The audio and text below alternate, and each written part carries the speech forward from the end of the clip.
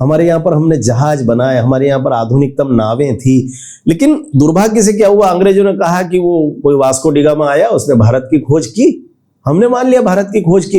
अरे भैया, Vasco da Gama के पैदा होने का सन आपको पता है, आपको राम के संवत पता है, आपको कृष्ण के संवत पता है, आपको महावीर बुद्ध के संवत पता है। आप देखो ना, उसके पहले भारत नहीं था क्या?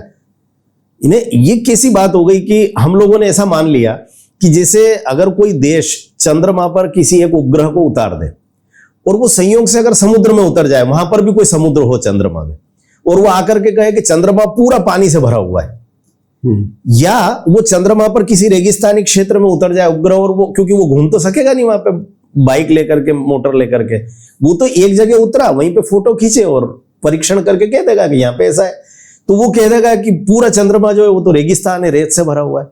पृथ्वी पर कोई मंगल ग्रह का उपग्रह आ जाए और वो रेगिस्तान में उतर जाए, पृथ्वी ग्रह पर थार के रेगिस्तान में उतर जाए और कहेगा कि पूरी पृथ्वी जो है रेत ही रेत है, तो ये सही थोड़ी होगा क्या?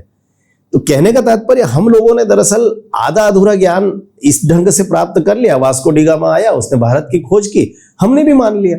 हमको ये समझ में नहीं आ रहा है कि भारत की खोज, वास्को डिगामा, अब तो वास्को डिगामा की एक डायरी भी मिल गई है, और बहुत मजेदार बात यह कि ये वहीं फिर से आराम के पश्चिम जगत ने स्वीकार कर लिया।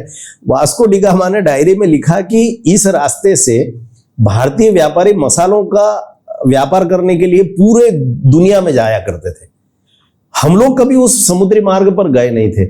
मेरे लिए ये कठिन था कि मैं उस रास्ते पर जाऊंगा तो कहीं भटक न जाऊं, मर न जाऊं। इतना विशाल समुद्र है, तो मुझे क्या करना चाहिए? तो मुझे कोई एक उन्नत किस्म की नाव चाहिए थी जिसका पीछा करते हुए मैं जा सकूं। संयोग से उसी समय गुजरात का एक व्यापारी मसाले लेकर के आया था। वो केरल से इलायची, लौंग और बाकी सारे ये जो किशमिश और ये और सब नारियल, ये सब चीजें लेकर के जहाज भर करके गया था। उसका जहाज इतना उन्नत था कि उसके जहाज के विवरण में कई कई पृष्ठ उसने डायरी के भर दिए, वास्को डिगामा। हाँ, और उसने कहा कि मैं तो उसकी नाव का पीछा करते करते भारत तक गया था। भारत का एक व्यापारी व्यापार करने गया, उसका पीछा करके आया, और हम कह रहे हैं कि वास्को डिगामा ने भारत की खोज कर ली। उसने अमुक देश खोज दिया, उसने अमुक देश खोज दिया। देश तो पहले से था। और मैं अपनी बात को समाप्त यही कह करके करता हूं कि भारत कितना पुराना है, इसको लेकर के हम लोग चाहे जो बातें करते रहे, लेकिन फ्रांस के एक बहुत प्रसिद्ध कालगणना विशेषज्ञ है कासिनी। कासिनी ने एक ग्राफ बनाया। ग्राफ में हम जानते हैं कि एक्स एक्सिस होता है और वाई एक्सिस होता है, दोनों का क्रॉसिंग पॉइंट 0 पॉइंट होता है। तो चूंकि वो क्रिश्चियन है, इसलिए उसने कहा कि ये जो 0 पॉइंट है, ये 0 पॉइंट ईसा मसीह का जन्म का वर्ष है। 0, आज 2025 चल रहा है, तो 2025 साल पहले वो 0 पॉइंट है।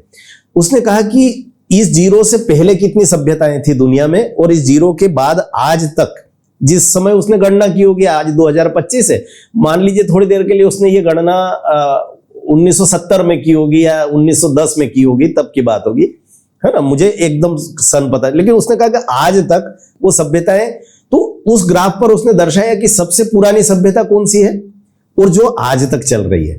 तो उसने कहा कि दुनिया की बड़ी बड़ी सभ्यताएं बनी और समाप्त हुई, बनी और समाप्त हुई। उसने पूरा ग्राफ बना करके बताया। हमारे यहाँ पर एक गीत में हम कहते बिना कि ईरान, मिस्र, रोमा सब मिट गए जहां से, कुछ बात है कि हस्ती मिटती नहीं हमारी।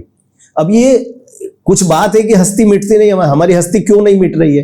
वो इसलिए नहीं मिट रही है कि वो कासिनी कह रहा है कि भारत के बारे में मैं दृढ़ता से इस मत पर आया हूं कि भारत का कम से कम 29 लाख वर्ष का इतिहास है, और इतना प्राचीन इतिहास दुनिया के किसी सभ्यता का नहीं हो सकता। ऐसे ही और पॉडकास्ट के हाईलाइट देखना है तो इस चैनल को सब्सक्राइब कीजिए।